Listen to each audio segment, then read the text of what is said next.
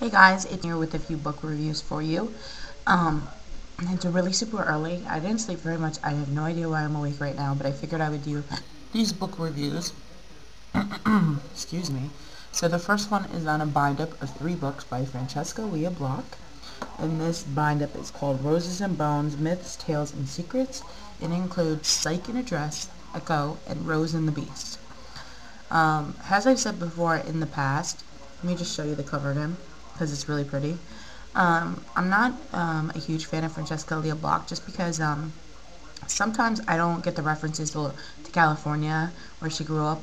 But I really did enjoy these 3, and it really surprised me. Mostly the first one, Psyche in a Dress. These stories are pretty much mythical. The first 2 stories are kind of mythical metaphors to life. You really have to think when you read these books, but they leave you feeling, smiling, because when you think about how she's approaching the story and she's using myths in the way that she also writes in verse or prose. And I guess the best way to put it is that she's kind of like a contemporary fairy tale writer. Her storytelling is very lyrical, and the 3rd book in this is called Rose and the Beast, and it pretty much is like Snow White and Beauty and the Beast put together. It's really fun, it's imaginative, and it's just poetry, and it's magical, and it's storytelling, and it's gods and demons and angels and devils and beauties and beasts. And it says it's intoxicating, and I definitely believe in that. It's from Publishers Weekly. I really enjoyed it, and really shocked me. So I'm gonna give it this 4.5. So it's like, in between an A and a B plus. So pretty good.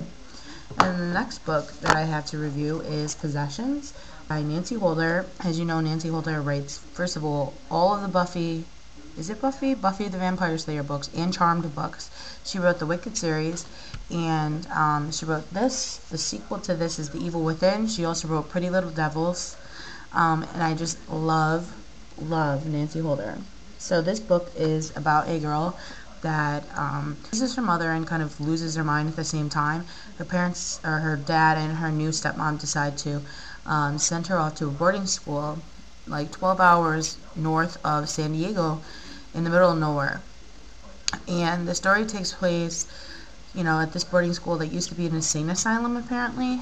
And the girls there are very secretive and very dark, and it has like witchcraft and possession, and it's creepy, and it was kind of scaring me when I was reading it. I was looking over my shoulder, like, it's one of those books you read during the daytime.